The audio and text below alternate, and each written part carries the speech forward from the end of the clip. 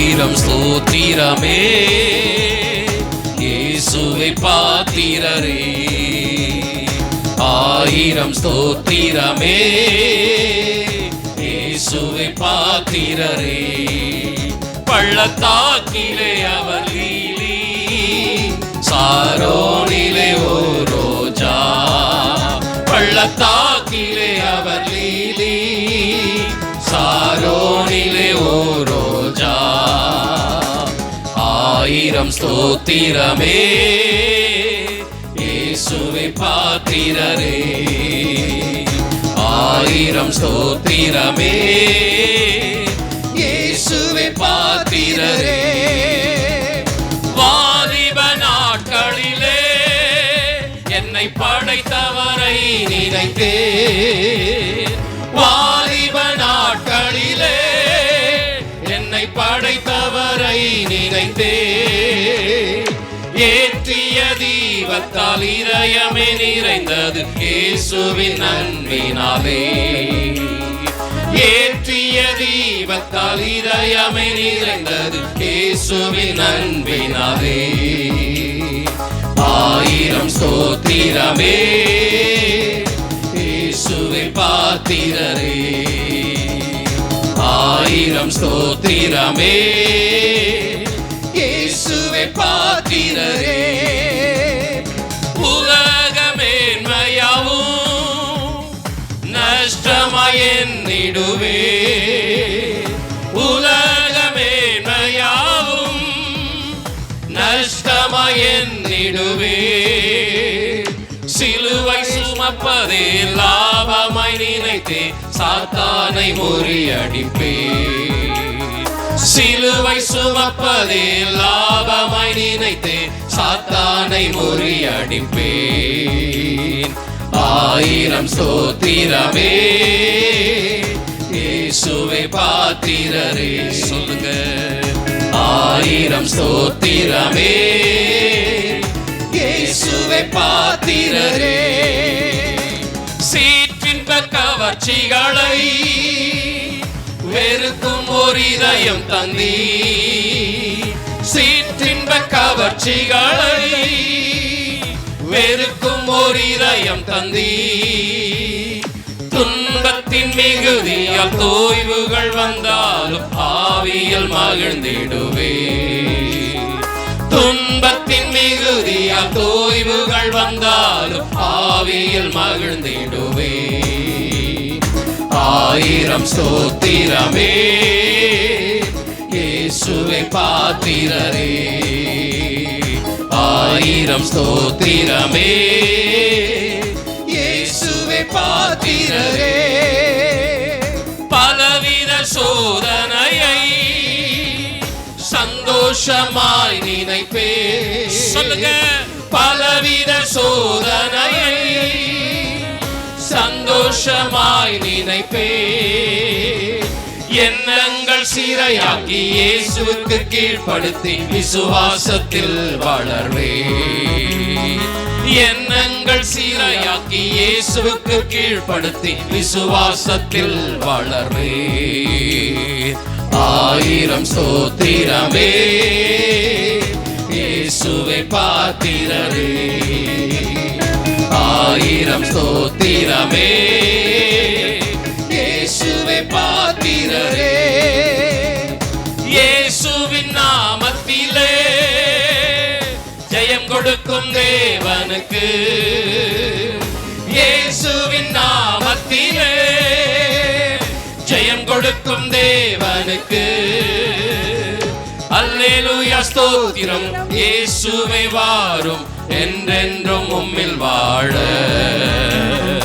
அல்லேலூயா ஸ்தோத்திரம் இயேசுவே வாரும் என்றென்றும் உம்மில் வாழ. ஆயிரம் ஸ்தோத்திரமே இயேசுவே பாத்திரரே.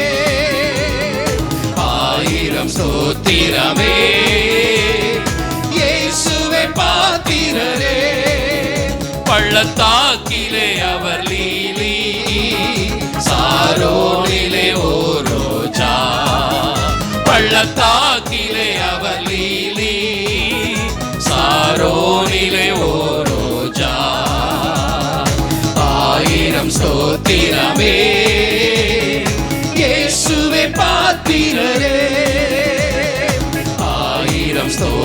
ஸ்தோத்திரமே. இயேசுவே பாத்திரரே.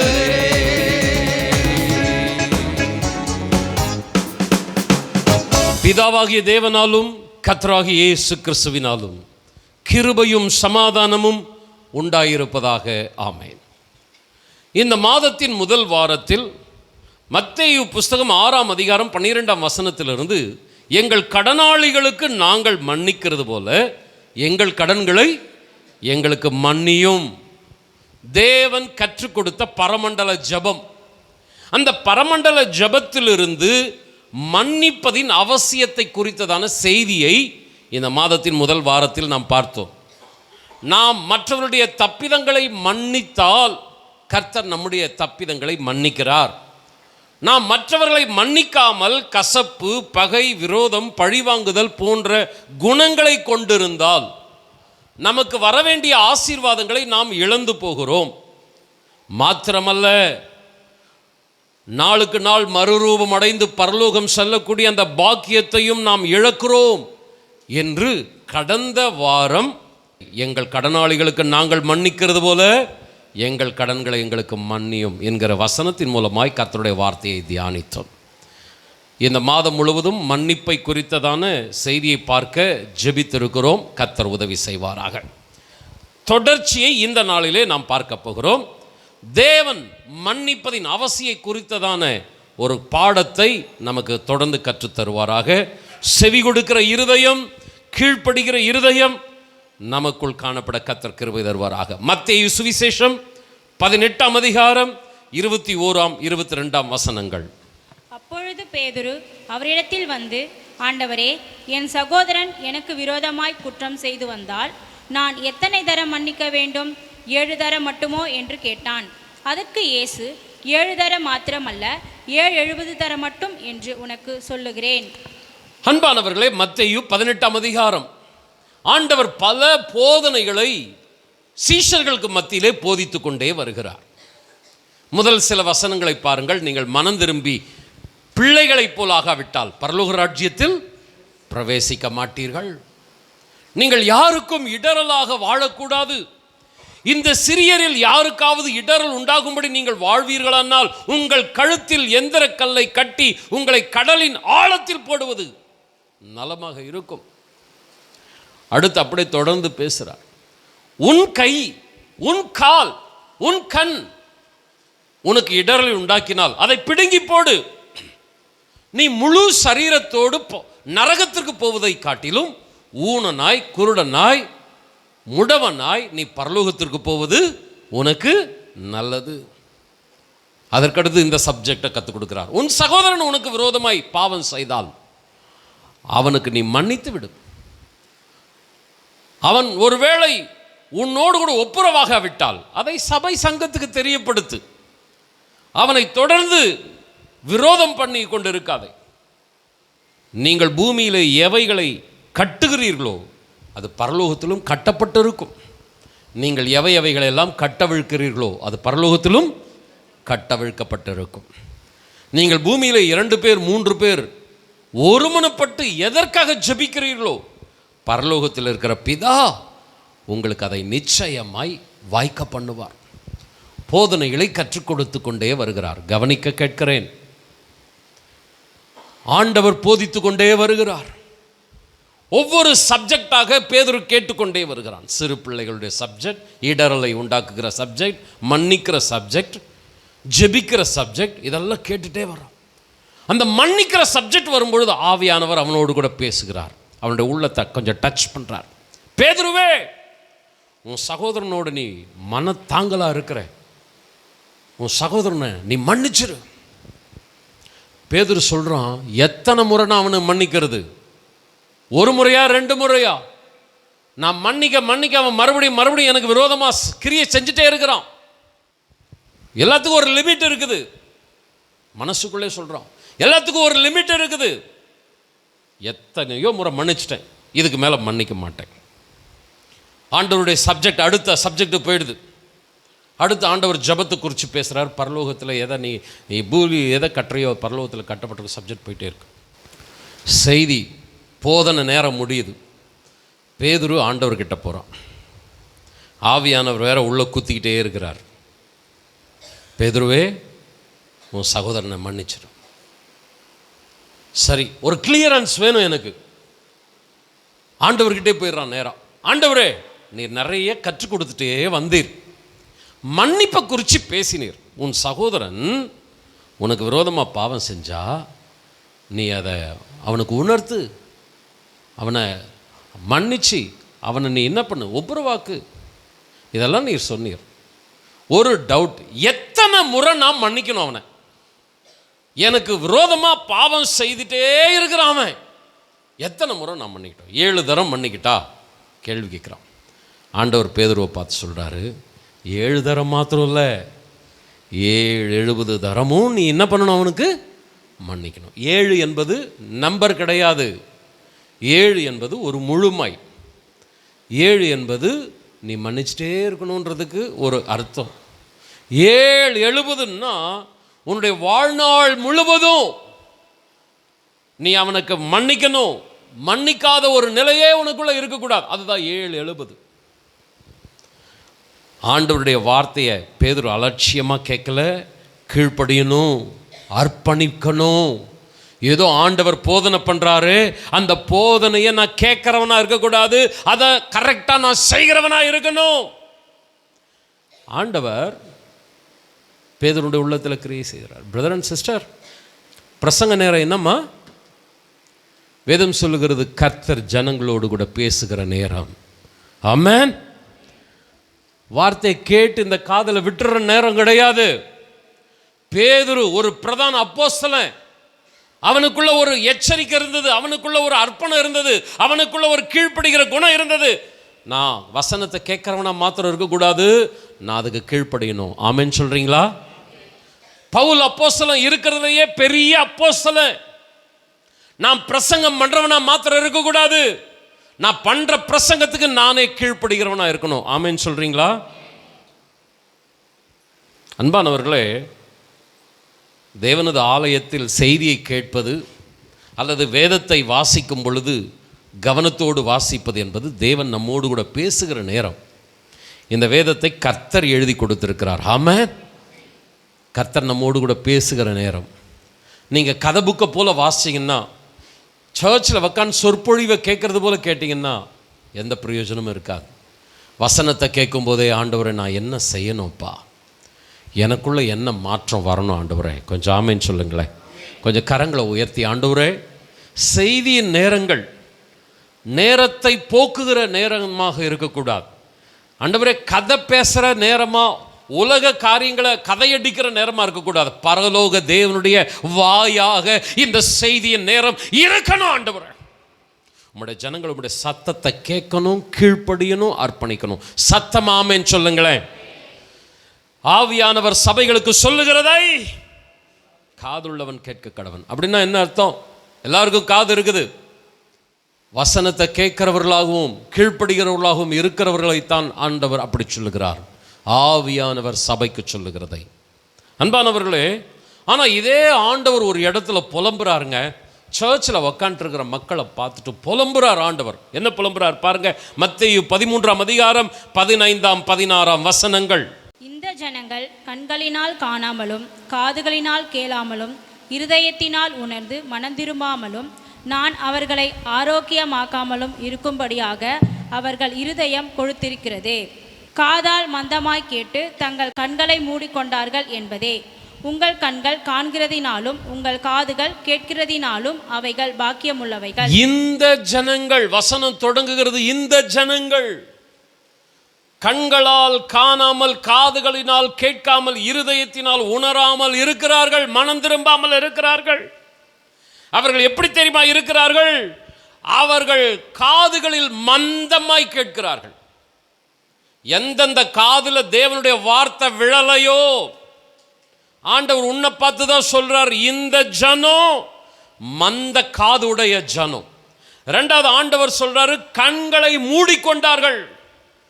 சிலரெல்லாம் படுத்து நல்லா தூங்குறாங்க. தேவனது ஆலயத்தில் தேவன் பேசுகிறவர், பேசுகிற ஆண்டவர் கவனித்து பார்க்கிறார். பிரதர், காதால் மந்தமாய் கேட்கிறார்களா, விருத்த சேதன ஒரு செவி அவர்களுக்குள் இருக்கிறதா? கண்கள் வார்த்தைகளை பலிபீடத்தை நோக்கி இருக்கிறதா, அல்லது கண்களை மந்தமாய் மூடிக்கொண்டு இருக்கிறார்களா?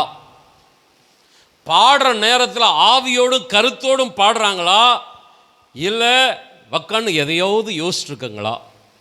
காணிக்க போடுற நேரத்தில் ஆசீர்வதித்த தேவனாகிய எனக்கு உண்மையும் உத்தமமாக சுத்தமான கைகளோடு கூட கொடுக்குறாங்களா, இல்லை கொடுக்காமல் இருக்கிறார்களா? காணிக்க பெட்டிக்கு முன்னாடி உட்கார்றாரு, துதி நேரத்தில் உலாவுகிறாரு, பேசுகிற நேரத்தில் கவனிக்கிறார். ஆமேன்னு சொல்லுங்க. நம்முடைய ஆண்டவர் பழைய ஏற்பாட்டில் ஏசாயா கிட்ட புலம்புனார், இந்த ஜனம் இப்படி இருக்குது. புதிய ஏற்பாட்டில் ஒரு புதிய உடன்படிக்கை கர்த்தர் ஏற்படுத்தினார். தமது சொந்த குமாரனை இந்த உலகத்துக்கு அனுப்பி ஆராதனை நல்ல அனலா இருக்கணும், நல்ல பவர்ஃபுல்லா இருக்கணும்னு பரிசுத்த ஆவியானவரையும் அனுப்பினார். நம்முடைய ஆராதனை மந்தமான ஆராதனையா இருக்குதா, தூங்கி வழிகிற ஆராதனையா இருக்குதா, அல்லது தேவனுக்கு பிரியமான ஆராதனையா இருக்குதா? சத்தமா ஆமேன் சொல்ல கேட்கிறேன். இன்னொரு ஆமேன் சத்தமாய் சொல்ல கேட்கிறேன். பேதுரு பிரசங்கத்தை கேட்டுக்கொண்டிருக்கிறான்.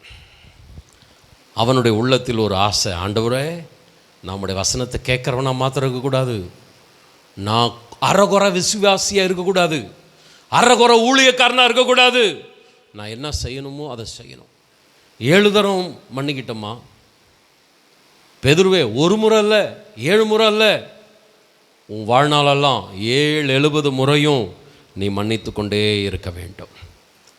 பேதுரு கொஞ்சம் அப்படியே கண்களை சுருக்கி ஆண்டவரை பார்க்குறான். என்ன ஆண்டவரே?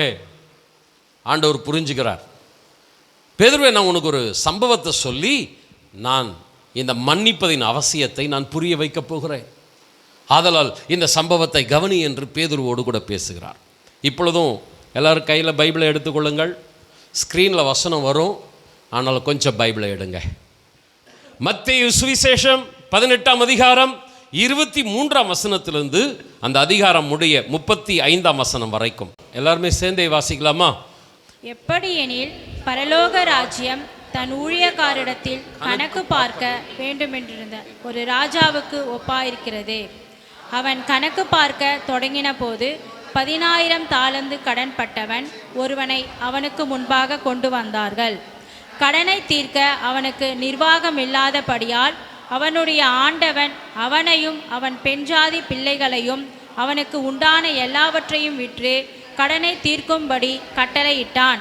அப்பொழுது அந்த ஊழியக்காரன் தாழ விழுந்து வணங்கி, ஆண்டவனே, என்னிடத்தில் பொறுமையாயிரும், எல்லாவற்றையும் உமக்கு கொடுத்து தீர்க்கிறேன் என்றான். அந்த ஊழியக்காரனுடைய ஆண்டவன் மனதிறங்கி அவனை விடுதலை பண்ணி கடனையும் அவனுக்கு மன்னித்து விட்டான். அப்படி இருக்க அந்த ஊழியக்காரன் புறப்பட்டு போகையில் தன்னிடத்தில் 100 வெள்ளிப்பணம் கடன்பட்டிருந்தவனாகிய தன் உடன் வேலைக்காரரில் ஒருவனை கண்டு அவனை பிடித்து தொண்டையை நெரித்து, நீ பட்ட கடனை எனக்கு கொடுத்து தீர்க்க வேண்டும் என்றான். அப்பொழுது அவனுடைய உடன் வேலைக்காரன் அவன் காலிலே விழுந்து, என்னிடத்தில் பொறுமையாயிரும், எல்லாவற்றையும் உமக்கு கொடுத்து தீர்க்கிறேன் என்று அவனை வேண்டிக் கொண்டான். அவனோ சம்மதியாமல் போய் அவன் பட்ட கடனை கொடுத்து தீர்க்கும் அளவும் அவனை காவலில் போடுவித்தான். நடந்ததை அவனுடைய உடன் வேலைக்காரர் கண்டு மிகவும் துக்கப்பட்டு ஆண்டவனிடத்தில் வந்து நடந்ததையெல்லாம் அறிவித்தார்கள். அப்பொழுது அவனுடைய ஆண்டவன் அவனை அழைப்பித்து, பொல்லாத ஊழியக்காரனே, நீ என்னை வேண்டிக் கொண்டபடினால் அந்த கடன் முழுவதையும் உனக்கு மன்னித்து விட்டேன். நான் உனக்கு இறங்கினது போல நீயும் உன் உடன் வேலைக்காரனுக்கு இறங்க வேண்டாமோ என்று சொல்லி அவனுடைய ஆண்டவன் கோபமடைந்து அவன் பட்ட கடனையெல்லாம் தனக்கு கொடுத்து தீர்க்கும் அளவும் உபாதிக்கிறவரிடத்தில் அவனை ஒப்பு கொடுத்தான். நீங்களும் அவனவன் தன் தன் சகோதரன் செய்த தப்பிதங்களை மனப்பூர்வமாய் மன்னியாமல் போனால் என் பரமபிதாவும் உங்களுக்கு இப்படியே செய்வார் என்றார். Praise the Lord. ஒரு ராஜாவிடம் அவனது மந்திரி 10,000 தாலந்து கடன் வாங்குகிறான். அவனால் அந்த கடனை திருப்பி கொடுக்க முடியவே இல்லை. எவ்வளோ பிரயாசப்படுகிறான், முடியவில்லை. ராஜா உட்கார்ந்து ஒரு நாள் கணக்கு பார்க்கிறான். அக்கவுண்ட்ஸ் இடிக்கிறதே மார்ச் மாதம், ஏப்ரல் மாதம் வந்தா அக்கவுண்ட்ஸ் பார்க்கிற மாதம், ஆடிட்டிங் பண்ற மாதம். கணக்கு பார்க்கும்போது 10,000 தாலந்து இடிக்குது. என்னடா ஆச்சு அப்படின்னு பார்த்தா இந்த ஒரு ஊழியக்காரன் வாங்கிட்டு கொடுக்காம இருக்கிறான். அந்த ஊழியக்காரனை கூப்பிட்டு விசாரிக்கிறான், என்ன ஆச்சு? என்னால் ஒன்றுமே முடியல. உன்னுடைய வீடு, உன்னுடைய நிலத்தை நான் ஜப்தி செய்கிறேன். உன்னுடைய மனைவி, உன்னுடைய பிள்ளைகளை அடிமைகளை கொண்டு வந்து வைக்கிறேன். எப்போ நீ கடனை திருப்பி கொடுக்குறியோ அப்போ இதெல்லாம் உனக்கு கொடுக்கப்படும் அப்படின்ட்டு என்ன பண்ணுறான், தன்னுடைய சேவகர்களை அனுப்புகிறான். சேவகர்கள் போய் வீட்டை ஜப்தி செய்கிறார்கள், நிலத்தை அவர்கள் அபகரித்துக் கொள்ளுகிறார்கள், மனைவி பிள்ளைகளை இழுத்து கொண்டு போய் கொண்டிருக்கிறார்கள் அரண்மனை சிறை வாசலுக்குள். அந்த ஊழியக்காரன் பார்க்கிறான், ஐயோ, மனைவி இல்லாமல், பிள்ளைகள் இல்லாமல், வீடு இல்லாமல், நிலம் இல்லாமல் என் வாழ்க்கை எப்படி இருக்கும்? ஒரு சூனியம் போல வெறுமையா இருக்குமே. நேராக ஓடுகிறான், ராஜாவின் காலிலே பொத்தென்று விழுகிறான். ராஜாவே, எனக்கு மன்னிங்க, எனக்கு இரக்கம் காட்டுங்க, எப்படியாவது என் தலையை அடமானம் வைத்தாவது நான் கடனை என்ன செய்கிறேன், அடைத்து விடுகிறேன். ராஜா ரொம்ப மனது இரக்கமுள்ள ராஜா. சரி, நீ கடனையே திருப்பி தர வேண்டாம், உன் கடன் எல்லாத்தையும் நான் மன்னிச்சிட்டேன். போ, உன்னுடைய மனைவி பிள்ளைகளை கூட்டிட்டு போ, உன்னுடைய நிலத்தையும் உன்னுடைய வீட்டையும் கூட நான் உனக்கு திருப்பி தந்துடுறேன், நீ சந்தோஷமா இருந்தா எனக்கு அது போதும். எல்லா கடன்களையும் மன்னித்து விடுகிறான். மனைவி பிள்ளைகளை அழைத்து கொண்டு வீட்டுக்கு சந்தோஷமாய் வருகிறான் அந்த ஊழியக்காரன். மந்திரி வீட்டுக்கு வரும்பொழுது பார்த்தால் ஒரு வேலைக்காரன், அவனுக்கு இவ்வளோ கஷ்டம் வந்த உடனே அவனுக்குள்ள உள்ள ஒரு பாதிப்பு இருக்கிறது. அந்த வேலைக்காரனை பார்த்து கேட்குறான், நீ வாங்கின கடன் 100 வெள்ளிப்பணம் நீ என்னைக்கு கொடுக்க போற? எனக்கு கொஞ்சம் டைம் கொடுங்க, நான் எப்படியாவது கொடுத்துட்றேன் அப்படின்றான் அந்த வேலைக்காரன். இல்லை முடியாது, உனக்கு டைமை நான் கொடுக்க மாட்டேன், உன்னை நான் என்ன பண்ணுறேன், சிறைச்சாலையில் போடுகிறேன், நீ எப்போ கடனை கொடுக்குறியோ அப்போ தான் உன்னை நான் விடுவிப்பேன் அப்படின்ட்டு சிறைச்சாலையில் போட்டுடுறான். அந்த வேலைக்காரன் கேட்குறான், நான் வேலை செய்தால் தானே உனக்கு கடனை கொடுக்க முடியும், நான் வேலை செய்யாமல் சிறைச்சாலையில் இருந்தால் நான் வேலை செய்யும் போதே கடனை கொடுக்க முடியாமல் கஷ்டப்படுகிறேனே, சிறைச்சாலைக்கு போனால் நான் எப்படி கடனை அடைப்பேன், எனக்கு கால அவகாசம் கொடுங்கள், நான் எப்படியாவது கடனை அடைத்து விடுவேன். முடியவே முடியாது, நீ சிறைச்சாலைக்கு போ என்று சிறைச்சாலைக்கு அனுப்பி விடுகிறான். அந்த மந்திரி சபையில் இருக்கிற கோவர்க்கர்ஸ் பார்க்குறாங்க, ரொம்ப துக்கப்படுறாங்க. நேராக ராஜாவுக்கிட்ட போயிடுறாங்க. ராஜாவே, நீ ஒருத்தனுக்கு 10,000 தாலந்து கடனை மன்னிச்சிரு இல்லையா? அவனோட வீட்டில் வேலைக்காரன், அவனும் கடன் பட்டிருந்தான், ஆனால் அவனை தூக்கி ஜெயிலில் போட்டிருக்கிறான், அவனுக்கு ரொம்ப தண்டனை கொடுத்துருக்கிறான், தொண்டையை பிடித்து கழுத்தை நெரிச்சு அடித்து அவனை ஜெயிலில் போட்டிருக்கிறான். ராஜாவுக்கு ரொம்ப துக்கமாயிடுச்சு. ராஜா அந்த மந்திரியை கூப்பிட்றான், மந்திரியே, நான் உனக்கு மன்னிச்சது போல நீ உனக்கு கீழே இருக்கிறவனை மன்னிக்க வேண்டாமா? நீ மன்னிக்காததினால் நானும் உன்னை மன்னிக்க மாட்டேன். நீ என்னிடத்தில் வாங்கின அந்த 10,000 தாலந்து கடனை திருப்பி கொடுக்கிற வரைக்கும் உன்னை நானும் சிறைச்சாலையில் தள்ளுகிறேன். சிறைச்சாலையில் போட்டுட்டான். பேதுரு கிட்ட ஆண்டவர் சொல்றார், பேதுருவே, நான் உன்னை மன்னிச்சது போல நீ உன் சகோதரனை மன்னிக்க வேண்டாமா? ஆண்டவரே, அவன் நிறைய எனக்கு விரோதமாக பண்ணியிருக்கிறான். நீ எவ்வளோ பண்ணியிருக்கிற தெரியுமா? மற்ற சீஷர்கள் துரோகம் பண்ணினதை காட்டிலும், மற்ற சீஷர்கள் பாவம் செய்ததை காட்டிலும், பேதுருவே, உன்னுடைய பாவம் மிகவும் என்னை அதிகமாய் துக்கப்படுத்தியது. யூதாஸ் காரியத்தாவது என்னை காட்டி கொடுத்தான். அவன் என்ன சொன்னான்? இயேசுவை எனக்கு தெரியும், இவர்தான் அந்த இயேசு கிறிஸ்து. அதுதான் பேதுரு, அதுதான் யூதாஸ் காரியத்தை செஞ்ச. ஆனால் நீயோ எனக்கு அவரை தெரியாது. யூதாஸ் காரியம் தெரியும் என்று தான் சொன்னான், பொய் சொல்லல. இயேசு இவர்தான் காட்டி கொடுத்தான். அவன் காட்டி கொடுத்ததுலயும் ஒரு சூழ்ச்சி இருக்குது. அவனுக்கு என்ன ஒரு நம்பிக்கை? இயேசு எத்தனையோ முறை மலை மேலே தள்ளிவிட பார்த்தாங்க, கல்லெறிந்து கொல்ல பார்த்தாங்க, அவரால் சாகவே மாட்டார், அவர் கடவுள் அல்லவா. இந்த 30 வெள்ளிக்காசை நம்ம எடுத்துகிட்டு போகலாம், ஆண்டவர் எப்படியாவது தன்னை காப்பாற்றி கொள்வார். ஆனால் ஆண்டவர் மறிக்க போகிறார், மரணாக்கினைக்குள்ளாயிட்டார்னு தெரிஞ்சுட்டு யூதாஸ் குற்ற உணர்ச்சி ஆயிடுறான். ஐயோ, நான் தப்பு பண்ணிட்டேனே, நான் போட்ட கணக்கு தப்பாயிடுச்சே. ஆனால் பேதுரு இயேசு எனக்கு தெரியாதுன்னு மாத்திரம் சொல்லலை, அதுக்கடுத்து என்ன பண்ணான்? சபித்தான். அதுக்கடுத்து சத்தியம் பண்ணான். சபித்தான்னா என்ன அர்த்தம் தெரியுமா? யூத சாட்சியில் ஒருத்தனை நான் சபிச்சேன்னா எனக்கும் அவனுக்கும் உறவோ ஒட்டோ கிடையாதுன்னு அர்த்தம். ஒருத்தனை சபிச்சா இவனுக்கு அவனுக்கும் சம்பந்தம் இல்லைப்பா அப்படின்னு விட்டுருவாங்க. பேதுரு, நெருங்கி பழகின பேதுரு, ஒரே தட்டில் உட்கார்ந்து சாப்பிட்ட பேதுரு, எனக்கு இயேசுவை தெரியாதுன்னு மாத்திரம் சொல்லலை, என்ன பண்ணா? சபித்தான். எனக்கும் அவருக்கும் ஒட்டோ உறவோ இல்லை. நீங்க அந்த வசனத்தை வாசிச்சு பாருங்க. அவர் யார் என்று எனக்கு தெரியாதுன்னு சொல்லலை. என்ன சொல்றான்? அவன் யார் என்று எனக்கு தெரியாதுன்னு சொல்றான். ஒருமையில் பேசுறான். எவ்வளவு இயேசுவை மறுதலித்து கீழ்த்தரமாய் சபிக்க முடியுமோ அத்தனை காரியத்தை செய்தான். பேதுருவே, மற்ற சீஷர்கள் செய்ததற்கும் நீ செய்ததற்கும் எத்தனை வித்தியாசம் இருக்கிறது. உன்னை நான் மன்னித்திருக்கிறேனே, உன் சகோதரனை நீ மன்னிக்க வேண்டாமா? எத்தனை முறை மன்னிப்பது என்று குறுகிய மனதோடு கேட்கிறாயே, ஒரு சுயநலமான மனதோடு இருக்கிறாயே. நீ செய்த பாவம் அதிகம், நீ எனக்கு விரோதமாய் செய்த கிரியைகள் அதிகம், ஆனால் நான் உன்னை மன்னித்திருக்கிறேன். நீங்க 4 சுவிசேஷத்திலும் தேடி தேடி பார்த்தேன். பேதுருக்கு விரோதமா அவன் சகோதரன் சொல்லப்படுகிற அந்திரேயாவோ அல்லது சகோதரன் சொல்லப்படுகிற அனைத்து சீஷர்களும், சபையில் நீங்களும் நானும் யார் தான்? சகோதரன் தான். எந்த ஒரு சகோதரனும் எந்த ஒரு சீஷனும் பேதுருவுக்கு விரோதமா எந்த ஒரு தப்பு பண்ணான்னு பைபிள்ல ரெக்கார்டே இல்லை. ரெக்கார்டு இல்லைன்னா என்ன அர்த்தம்னா அந்த அளவுக்கு பெரிய தப்பு ஒன்று நடக்கலன்னு அர்த்தம். ஆனா பேதுரு செய்த பாவம் பட்டியல் 4 சுவிசேஷத்துல ரெக்கார்ட் பண்ணி வச்சிருக்கு. அவ்வளோ பெரிய பாவம் செஞ்சவனை ஆண்டவர் இயேசு மன்னித்திருக்கிறார். சின்ன தப்பு செய்திருக்கலாம், தவறு செய்யாத மனிதர்கள் இல்லை அல்லவா? மன்னிக்க வேண்டாமா? பேதுருவே, நீ மன்னித்து விடு, நீ மன்னித்து விடு. 70 முறை என்றால் என்ன தெரியுமா? வாழ்நாள் முழுவதும் உன்னுடைய இருதயம் மன்னிக்கிற இருதயமாக இருக்க வேண்டும். அன்பானவர்களே, இன்னொரு காரியத்தை சொல்லுகிறேன், கவனியுங்கள். மந்திரி வாங்கின கடன் எவ்வளவு?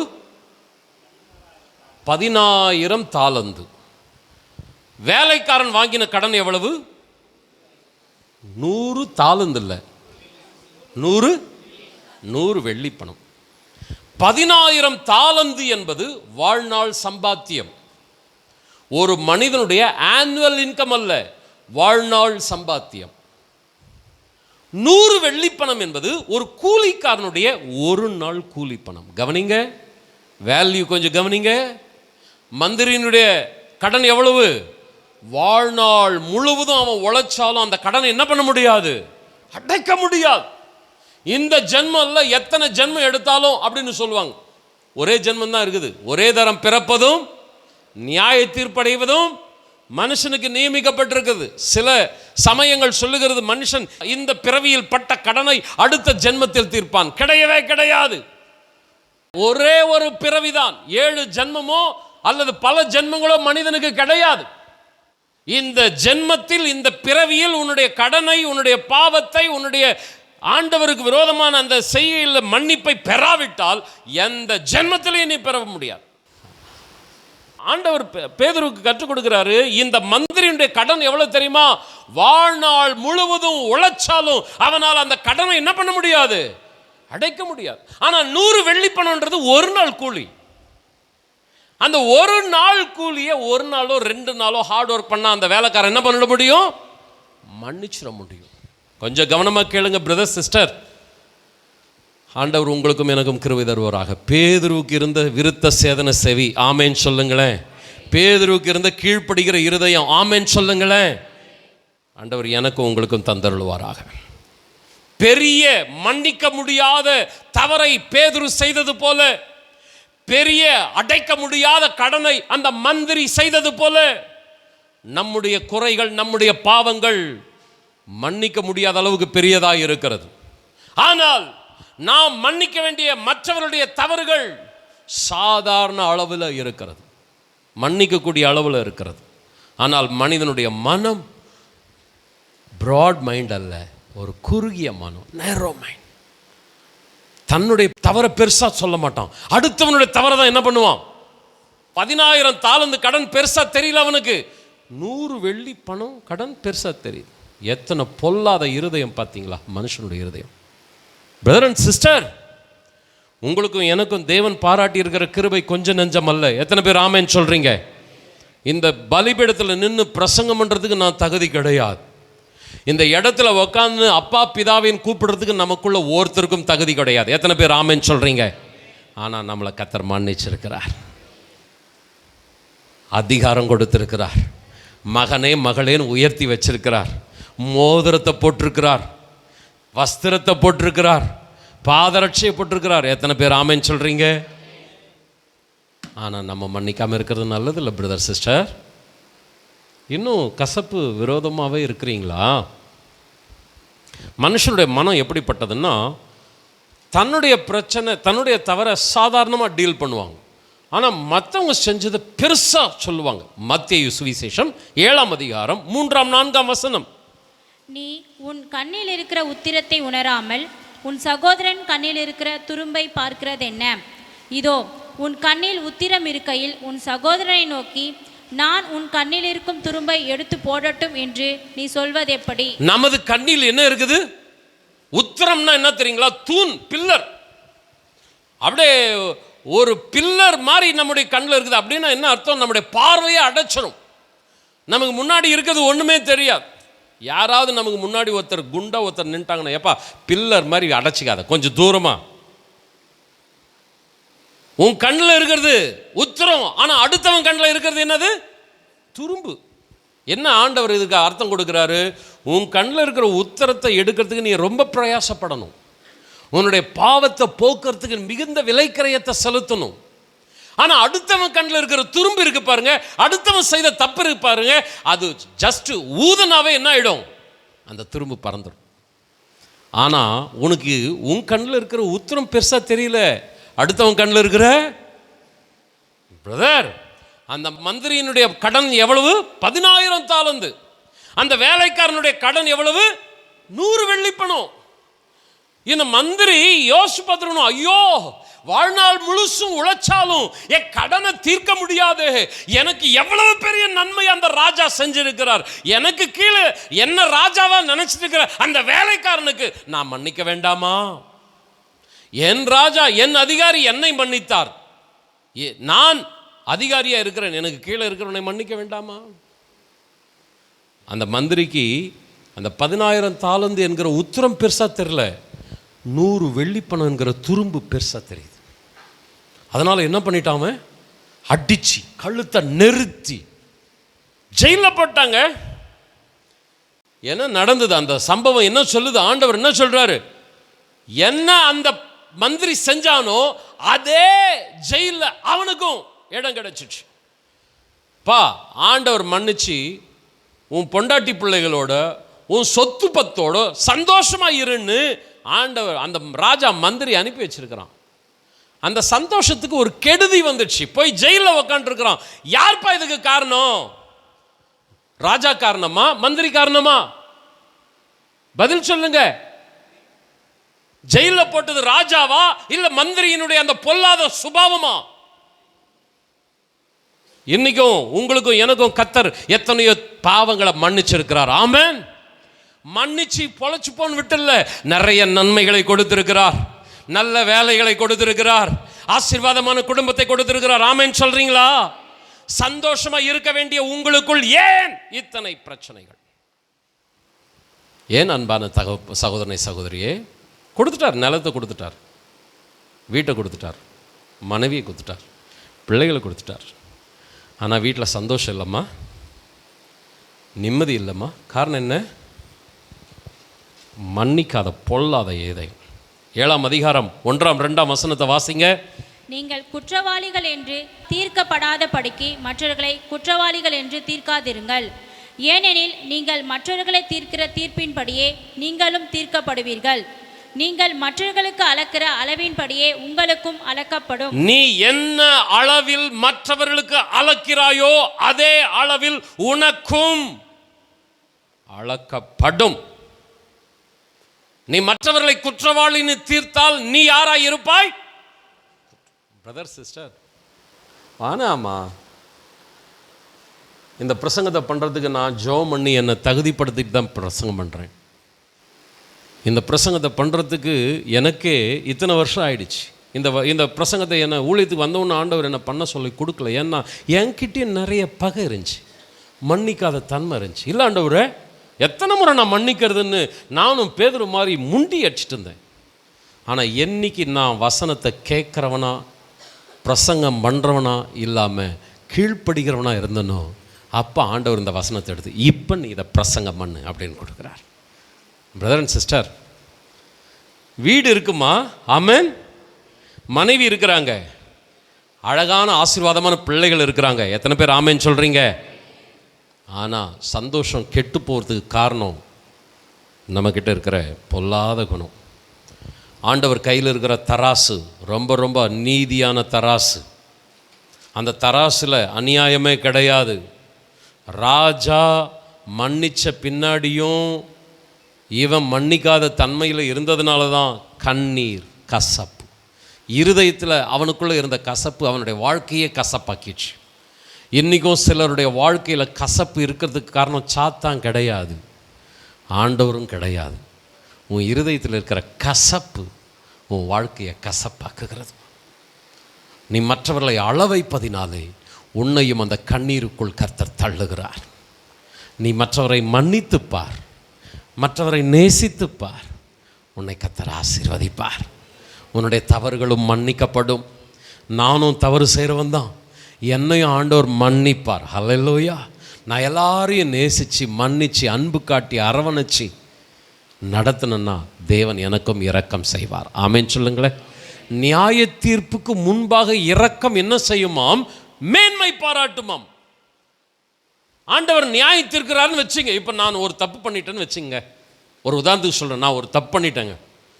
ஆண்டவருடைய நீதியின்படி ஆண்டவர் என்ன பண்ணணும்? நியாயம் தீர்க்கணும், தண்டிக்கணும். ஆண்டவர் என்ன பார்க்கிறார். ஓ, இவன் இதுக்கு முன்னாடி குடும்பத்தில், ஊழியத்தில், சபையில் இவனுக்கு விரோதமாக இப்படி நடக்கும்போது இவன் மன்னிச்சு நேசிச்சு என்கிட்ட பரிந்து பேசி ஜெபம் பண்ணியிருக்கிறான். இவன் பகையோடு இல்லை. அதனால் இவனுடைய குற்றத்துக்கு அதிகமான தண்டனை கொடுக்க வேண்டாம், மட்டா தண்டிச்சுட்டு இவனை இழுத்து கொள்ளலாம். ஆமென் சொல்லுங்க. ஆனால் இதே நான் ஒரு தப்பு பண்ணிட்டேன். அடுத்தவங்களுக்கு நான் என்ன பண்ணுறேன்? ஒரு பெரிய சர்வாதிகாரி மாதிரி, நீ இந்த தப்பு பண்ண, இப்படி தான் அப்படித்தான் அப்படின்னு என்ன பண்ணுறேன்? பயங்கரமாக சொல்கிறேன்.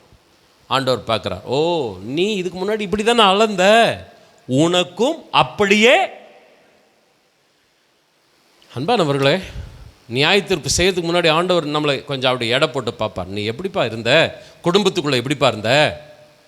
சபையில் எப்படிப்பா இருந்த? வேலை ஸ்தலத்தில் உன்னுடைய பழக்கத்தில் இருக்கிறவங்ககிட்ட நீ எப்படிப்பா இருந்த? எத்தனை பேர் ஆமென் சொல்கிறீங்க? கொஞ்சம் ஆமென் சொல்லுங்க பிரதர்ஸ், சிஸ்டர்ஸ். ஹல்லேலூயா. தமிழில் ஒரு பழமொழி உண்டு, மாமியார் உடைத்தால் மண்பாண்டம், மருமகள் உடைத்தால் பொன்பாண்டம். அது நாங்கள் கணக்கு, அது வச்சது தான், ஒரே செட்டி தான். ஆனால் நான் செஞ்சா தப்பு கிடையாது, ஆனால் மருமக செஞ்சா வானா. ராஜா மனைவி பிள்ளைகளை அனுப்பி உன் பொண்டாட்டி பிள்ளைகளோடு சந்தோஷமாக இருப்பான்னு சொல்லியிருக்கிறார். ஆமென். மாமியார் மருமகளுக்கு சொல்கிறேன், பொண்டாட்டி பிள்ளைகளோட சந்தோஷமாக இருப்பான்னு பிள்ளைகளை பிளஸ் பண்ணுங்க. ஆமென் சொல்லுங்களேன். அவங்க சந்தோஷத்துக்கு இடையூறாக இருக்காதீங்க. சத்தமாக ஆமென் சொல்லுங்களேன். அருமையானவர்களே, மன்னிக்காத இருதயம் நம்முடைய வாழ்க்கையை கசப்பாக்கிவிடும். மன்னிக்காத இருதயம் கொண்டவர்களை வேதம் எப்படி அழைக்கிறது? மத்தேயு 18ஆம் அதிகாரம் 32ஆம் வசனம். அப்பொழுது அவனுடைய ஆண்டவன் அவனை அழைப்பித்து, பொல்லாத ஊழியக்காரனே. போதும்.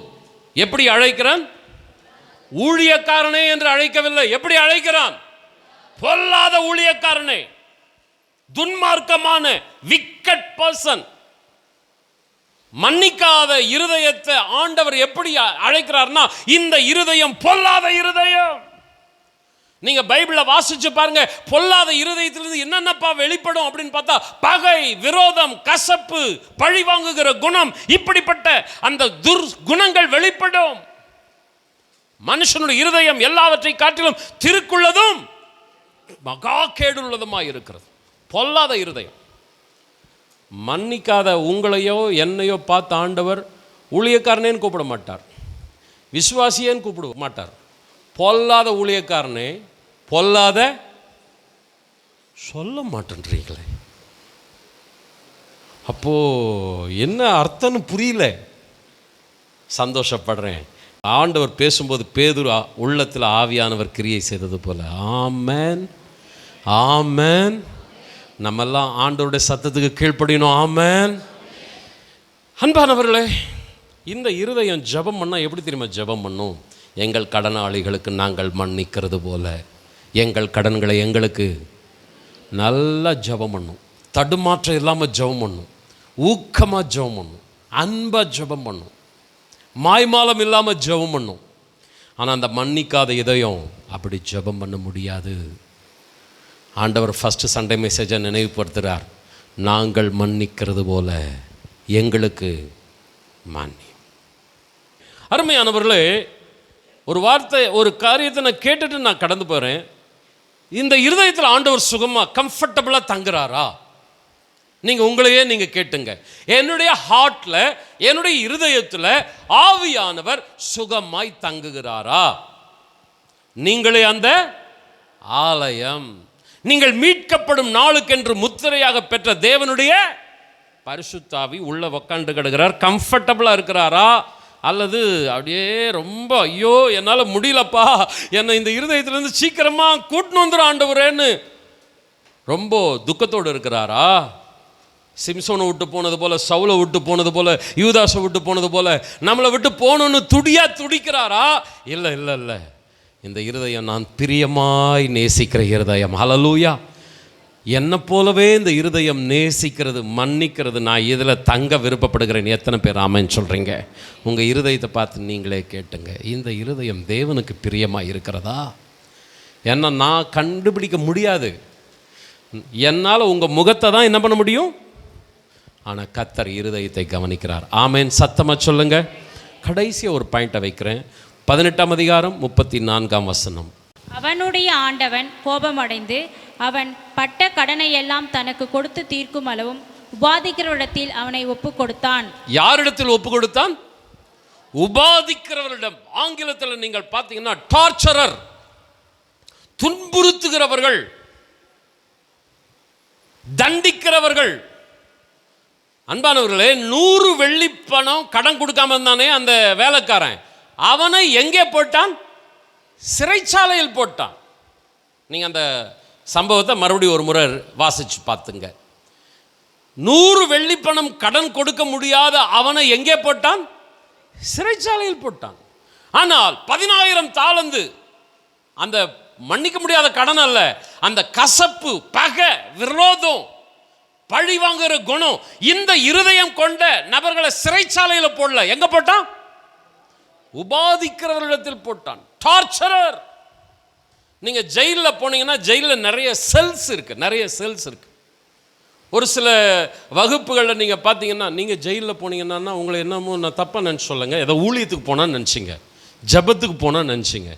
நான் போயிருக்கிறேன் ஜெயிலுக்கு, எந்த தப்பும் பண்ணிட்டு போகல. அங்கே இருக்கிறவங்களுக்கு ஊழியம் செய்யறதுக்கு போயிருக்கிறேன். ஆமென். அங்கே நிறைய செல்ஸ் இருக்குது. அங்கே பார்த்தீங்கன்னா ஒரு சிறை கைதி என்ன பண்ணலாம், அவருக்கு கொடுத்த வேலை, அங்கே இருக்கிற 2-3 வேலையை செஞ்சுட்டு சாப்பிட்டு அவர் நல்லா தூங்கலாம். ஒரு சில சிறை கைதிகளுக்கு பார்த்தீங்கன்னா அவங்களுக்கு நல்ல ஒரு ரூம், அதாவது ஒரு பெரிய குரூப்பாக தங்குற ரூம் இருக்குது, சிலராக தங்குற ரூம் இருக்குது, சில வசதிகள் உள்ள ஒரு ரூம்ஸ் இருக்குது. டிகிரி ஹோல்டர், நல்லா படிச்சிருக்கிறாங்க, இவங்கெல்லாம் கொஞ்சம் நல்ல படிப்பு படிச்சுட்டு தப்பு பண்ணிட்டாங்க, இவங்களுக்கெல்லாம் கொஞ்சம் அந்த கிளாஸ் கொஞ்சம் நல்லாவே இருக்கும். பெட்டு, படுக்கை, டம்ளர், நல்ல தனி, எல்லாமே அவங்களுக்கு தனியாக இருக்கும். பொதுவானது இல்லை, தனியானதாக இருக்கும். அரசியல்வாதி ஜெயிலுக்கு போனோன்னா வீட்டு சாப்பாடு, தேவைப்பட்டால் ஏசி எல்லாமே இருக்கும். ஜெயிலில் நிறைய கிளாஸஸ் இருக்குங்க. இன்னும் ஒரு சில கிளாஸ் இருக்குது, ஒரு சில அறை, ஒரு சில சிறை. அந்த அறை எப்படி இருக்குன்னா எப்பவுமே லத்தி சார்ஜ் இருந்துகிட்டே இருக்கும். கால் நீட்டி படுக்க முடியாது, நல்ல சுவாசம் இருக்காது, சாப்பாடு சரியான இது இருக்காது, துன்பப்படுத்தப்படுகிற இடம். சிறுமைப்படுத்தப்படுகிற அறை. அங்க எம்ப பார்த்தாலும் ஒரு அடி உத இருந்து கொண்டே இருக்கும். டார்ச்சரர். மன்னிக்க முடியாத அந்த மனம் கொண்ட மந்திரியை ராஜா எங்கே அடைத்தான் என்றால், கொடூர குற்றவாளிகள் அடைக்கப்படுகிற சிறை போன்ற நாள்தோறும் நிமிடந்தோறும் நிம்மதியாகவே இருக்க முடியாத உபாதிக்கிறவர்கள் இருக்கிற சிறையில் அடைக்கப்பட்டான். பிரதர் சிஸ்டர்ஸ் கவனிங்க. பிரதர், நம்ம ஒன்றும் பெரிய பாவம் செஞ்சில்லை, ஆனால் நம்முடைய வாழ்க்கையில் ஏன் இந்த பிரச்சனை இருக்குது அப்படின்னு கேட்குறீங்களா? நான் ஆண்டவருக்கு ஊழியம் செய்கிறேன், ஆண்டவருக்காக பல காரியங்களை செய்கிறேன். நான் ஒன்றும் பெரிய அவன் அந்த பாவம் பண்ணுறான், இவன் இவ்வளோ மோசமான வாழ்க்கை விடுறான், ஆனால் நான் அப்படி எதுவும் பண்ணல. நான் மட்டும் ஏன் என்னை ஆண்டவர் ஏன் இவ்வளோ டார்ச்சர் பண்ணுறார்? ஏன் என்னுடைய வாழ்க்கையில் நிம்மதியே இல்லாமல் இருக்கிறேன்? மன்னிக்கிற குணம் உங்ககிட்ட இல்லையானா ஆண்டவர் செய்கிறோம். 35 வசனம் என்ன சொல்லுகிறது? நீங்களும் அவனவன் தன் தன் சகோதரன் செய்த தப்பிதங்களை மனப்பூர்வமாய் மன்னியாமற் போனால், அடுத்த வார்த்தை முக்கியமான வார்த்தை, என் பரம பிதாவும் உங்களுக்கு அவன் இந்த மந்திரிக்கு என்ன செய்தாரோ அப்படியே செய்வார். பிரதர் அண்ட் சிஸ்டர், வேணுமா? ஏங்க நிம்மதியாக பொண்டாட்டி பிள்ளைகள் இருக்கிறாங்க, வீடு சொத்து பத்து இருக்குது, சந்தோஷமாக இருக்கிறத விட்டுட்டு ஏங்க இப்படி பாடுபடணும்? ஏங்க இப்படி வேதனைப்படணும்? ஆண்டவர் நமக்கு எவ்வளோ பெரிய பெரிய பாவத்தை மன்னித்திருக்கிறார். ஆமென் சொல்றீங்களா? நமக்கு விரோதமாய் செய்கிறவருடைய பாவம் சாதாரணமானது, ஆனால் நாம் தேவனுக்கு விரோதமாய் செய்த பாவங்கள் பெரியது. நாம் கிறிஸ்து நமக்கு மன்னித்தது போல நாம் மன்னிக்க வேண்டாமா? திருவிருந்து ஆராதனையில் ஒவ்வொரு ஆராதனையிலும் வாசிக்கக்கூடிய வசனம் 1 கொரிந்தியர் 11:30, இது நிமித்தம் உங்களில் அநேகர் பலவீனரும் வியாதி உள்ளவர்களுமாய் இருக்கிறார்கள், அநேகர் நித்திரையும் அடைந்திருக்கிறார்கள். ஏன்? எது நிமித்தம்? எது நிமித்தம் வியாதி? எது நிமித்தம் பலவீனம்? எது நிமித்தம் மரண இருள்? நான் உங்களுக்கு அடிக்கடி சொல்லியிருக்கிறேன், நான் சிக்கானன்னா ஏதாகிலும் பாதிக்கப்பட்டேன்னா முதல்ல டாக்டர் கிட்ட போகிறத காட்டிலும் ஆண்டவர்கிட்ட கேட்பேன், ஆண்டவர் நான் ஏதாவது தப்பு பண்ணிட்டேன்னா, நான் செய்த தவறை எனக்கு மன்னியும், என்னோட குற்றத்தை எனக்கு மன்னியும். இது நிமித்தம். ஆண்டவருடைய சரீரம் எப்படிப்பட்ட சரீரம்? மன்னிக்கிற சரீரம். ஆண்டவருடைய ரத்தம் எப்படிப்பட்ட ரத்தம்? பரிந்து பேசுகிற ரத்தம். வேதம் சொல்லுகிறது, ஒருவன் பாவம் செய்வானால் பிதாவினிடத்தில் ஆண்டவராக இயேசு கிறிஸ்துவின் ரத்தம் என்ன செய்கிறது? பரிந்து பேசு. அந்த ரத்தத்தை தாங்க நம்ம கம்யூனிட்டியில் உட்கொள்கிறோம், அந்த சரீரத்தை தாங்க நம்ம சாப்பிடுறோம். ஆனால் இருதயம் பொல்லாத இருதயம், பழி வாங்குகிற இருதயம், கசப்பு, பகை, விரோதம். இது நிமித்தம் தகுதி இல்லாமல் அபாத்திரமாய் அநேகர் திருப்பந்தியிலே பங்கெடுக்கிறது நிமித்தம். எந்த ஹாஸ்பிட்டலுக்கு போனாலும் வியாதி சுகமாகாதுங்க. இந்த வியாதி சுகமாகணும்னா நீ மன்னித்து விடு. ஆமென் சொல்றீங்களா? நீ நேசித்து விடு. ஹல்லேலூயா. இந்த வியாதி சுகமாகும், இந்த பலவீனம் மறையும். உன்னுடைய வாழ்க்கை மரண இருளாக இருக்காது, ஒரு பெரிய பிரகாசமாக இருக்கும். கொஞ்சம் கரங்களை உயர்த்தி, ஆண்டவரே ஐயா, நான் வசனத்தை கேட்டுட்டு அப்படியே போயிடக்கூடாதப்பா. பேதுருடைய உள்ளம் குத்தப்பட்டுச்சப்பா. ஆண்டவரே என்னுடைய உள்ளம் குத்தட்டும், ஆவியானவர் எனக்குள் கிரியை செய்வீராக. சத்தமாக ஆமென் சொல்லலாமா? கடைசியாக ஒரு சப்ஜெக்டை முடிச்சுட்டு நான் சொல்லி முடிச்சிடுறேன். ஏன் யோனாவுக்கு இத்தனை பாடு? யோனாவை தூக்கி எங்கே போட்டாங்க? கடலில் போட்டாங்க. கடலின் ஆழத்தில் போகிறான், உயிருக்கு போராடுறான். ஆண்டவர் அவனை காப்பாற்ற ஒரு மீனுக்கு கட்டளையிட்டார். மீனின் வயிற்றுக்குள் போகிறான். மீனின் வயிற்றுக்குள் கடல் பாசி அவனுடைய தலையை. மீன் மார்க்கெட்டுக்கு போனாவே பிடிக்காது, மீன் வயிற்றுக்குள்ள நினச்சாவே ஒரு மாதிரி பிரசங்கமே பண்ண முடியாத மாதிரி ஆகிடும். ஏங்க இந்த பிரச்சனை யோனாக்கு? அவனே சொல்கிறான் தெரியுங்களா, இது நிமித்தம் தான் நான் நினிவேக்கு போக விருப்பப்படல. எது நிமித்தம்? நான் பிரசங்கம் பண்ணுவேன், அந்த ஜனங்க என்ன பண்ணுவாங்க?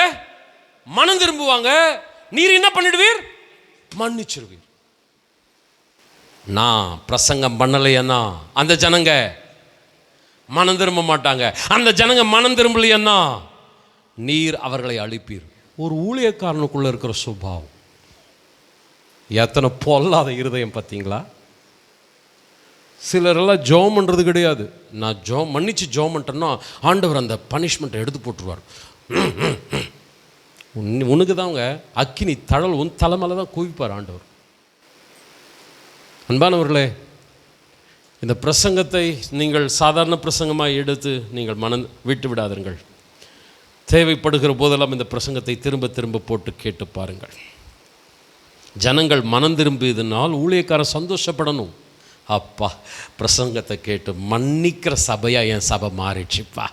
இது வரைக்கும் பேசாதிருந்த சகோதரிகள், பேசாதிருந்த சகோதரர்கள், பேசாதிருந்த குடும்பம் பேசினது கரங்களை தட்டி ஹல்லேலூயா, ஆவியானவரே இந்த சபையை நீர் மறுபடுத்தினீரப்பா, உம்முடைய அன்புக்குள் கொண்டு வந்தீர் ஆண்டவரே, நன்றி ஆண்டவரே. எத்தனை பேர் ஆமென் சொல்றீங்க? ஆனா இந்த ஊழியக்காரன் பயங்கர எரிச்சல் அடைகிறான். நான் ஊழியம் செய்யறதை காட்டிலும் சாகிறது நல்லது. என்ன ஊழியத்தில் பாடு வந்துடுச்சு, காணிக்க வரலையா, உன்னை ஏதாவது வாளால் வெட்ட போகிறாங்களா? இவன் பிரசங்கம் பண்ணா ஜனங்க என்ன பண்ணிட்டாங்க? அவன் சொல்கிறான் நான் சாகிறது நல்லது. சில ஊழியக்காரங்களால் சொல்லுவான் என் ஜன்னலில் பரலோகத்துக்கு வராது. அதுங்க அந்த ஊழியக்காரனுடைய ஆசை இது நரகத்துக்கு போகணும் அப்படின்னு ஆசை. அந்த ஊழியக்காரனுக்கு எவ்வளோ பாடுபடுத்தியிருப்பாங்க அந்த ஊழியக்காரனை. ஆனால் அந்த ஊழியக்காரனுடைய இருதயம் எப்படி தெரியுமா இருக்கணும்? நல்ல மேய்ப்பனுடைய இருதயம், நான் மரித்தாலும் நான் பாடுபட்டாலும் என் ஜனங்கள், அல்லேலூயா, கொஞ்சம் அல்லேலூயா சொல்லுங்களேன். யோனா சந்தோஷமாகவே இல்லைங்க. யோனா புஸ்தகம் எப்படி தெரியுமா முடியுது? நான் மரண பரியந்தமும் எரிச்சலாக இருப்பது எனக்கு. அந்த புக்கு முடியும் போதும், அவனுடைய வாழ்க்கை முடியும் போதும் எரிச்சல், கோபம் வேணாம். நம்ம சாகும்போது நிம்மதியாக சாகணும். ஹல்லேலூயா. நம்முடைய இருதயத்தில் கசப்பு இருக்கக்கூடாது, வெறுப்பு இருக்கக்கூடாது. பரிசுத்த ஆவியானவர் நம்முடைய இருதயத்தில் கம்ஃபர்டபுளாக இருந்து அப்படியே பரலோகத்துக்கு நம்மளை ஆயத்தப்படுத்தணும். ஆமென் சொல்லுங்களேன். நம்ம பெட்டிக்குள்ளே வைக்கும் போடும்போது அந்த தேவ மகிமை அந்த பெட்டிக்குள்ளே இருக்கணும். அந்த உயிர்த்தெழுதலின் வல்லமை அந்த பெட்டிக்குள்ளே கடந்து போகணும். ஆண்டவருடைய எக்கால சத்தம் தொனிக்கும் பொழுது அப்படியே மறுரூபம் அடைந்து நம்ம தேவனுடைய ராஜ்யத்துக்கு போயிடணும். பகை, விரோதம், கசப்பு, மன்னிக்காத குணம், பழி வாங்குதல், யோனா புஸ்தகம் முடிகிறது போல கடைசி வரைக்கும் எரிச்சலாவே வாழ்க்கை முடிந்தால் நித்தியத்துக்கு போக முடியாது. அன்பானவர்கள், நான் கடைசியாக முடிக்கிறேன். அந்த ராஜாவனுடைய ஹார்ட்டை பாருங்க.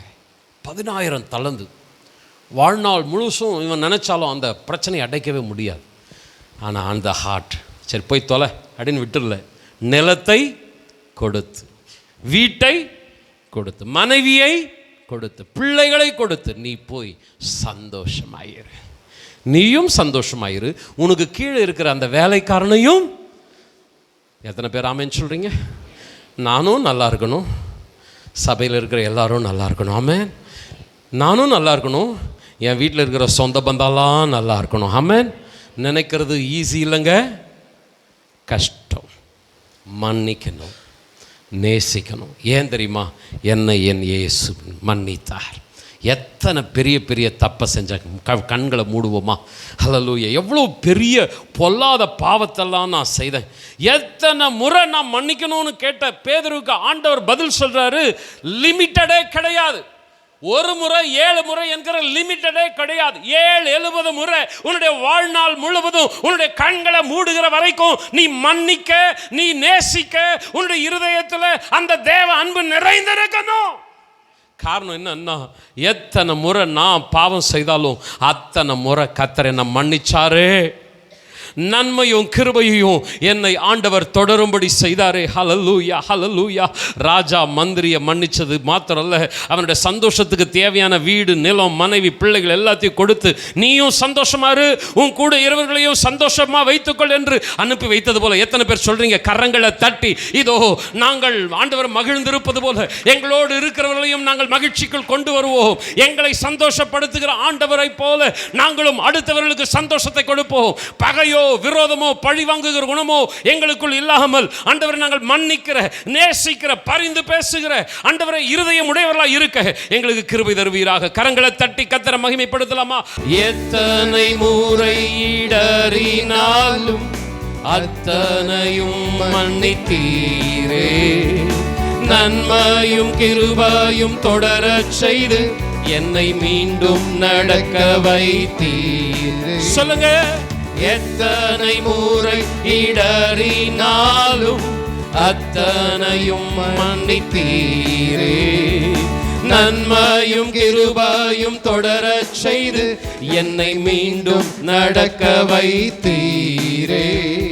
என் நாட்கள் முடியும் வரை, என் ஜீவன் பிரியும் வரை, என் சுவாசம் ஒழியும் வரை உம்மையே ஆராதிப்பேன், உம்மையே ஆராதிப்பேன். பாவி என்று என்னை தள்ளிடாமல் அன்போடு அணைத்துக் கொண்டீரே. என்னையும் உம்முடன் சேர்த்து கொள்ள நீர் எனக்காக மீண்டும் வருவீரே. பாவி என்று என்னை தள்ளிடாமல் அன்போடு அணைத்துக் கொண்டீரே. என்னையும் உம்முடன் சேர்த்து கொள்ள நீர் எனக்காக மீண்டும் வருவீர். கரங்களை உயர்த்தி. என் நாட்கள் முடியும் வரை, என் ஜீவன் பிரியும் வரை, என் சுவாசம் ஒழியும் வரை உம்மையே ஆராதிப்பேன், உம்மையே ஆராதிப்பேன். என் நாட்கள் முடியும் வரை, என் ஜீவன் பிரியும் வரை, என் சுவாசம் ஒழியும் வரை உம்மையே ஆராதிப்பேன், உம்மையே ஆராதிப்பேன், உம்மையே ஆராதிப்பேன், உம்மையே ஆராதிப்பேன். கரங்களை நல்லா தட்டி ஹல்லேலூயா ஹல்லேலூயா. அந்த அபிஷேகத்தை தருவீராக. மன்னிக்கிற ஆண்டவர், எத்தனை முறை ஆண்டவரே நான் தப்பு செய்தாலும் என்னை மன்னித்தீரே. பெரிய பெரிய தப்புகள் எல்லாம் செய்யும் பொழுது ஓ என்னை மன்னித்து நன்மை கிருபை எனக்கு தந்தீரே. ஹல்லேலூயா. பாவி என்று என்னை தள்ளாமல் என்னை சேர்த்து கொண்டீரே. நாங்களும் சேர்த்து கொள்ளணும்ப்பா. மன்னிக்கணும் ஆண்டவரே. எங்களை நீர் சந்தோஷப்படுத்துவது போல நாங்கள் அடுத்தவர்களை சந்தோஷப்படுத்தணும். சத்தமாக ஆமென் சொல்லுங்களேன். உம்மை ஆராதிப்பேன் அப்படின்னா என்ன அர்த்தம்னா வெறும் வார்த்தை கிடையாது, வாழ்க்கை. நான் உம்மை போல மன்னிக்கிறவனாக இருப்பேன், உம்மை ஆராதிப்பேன். எது வரைக்கும்? 70 முறை, என் நாட்கள் முடியும் வரை.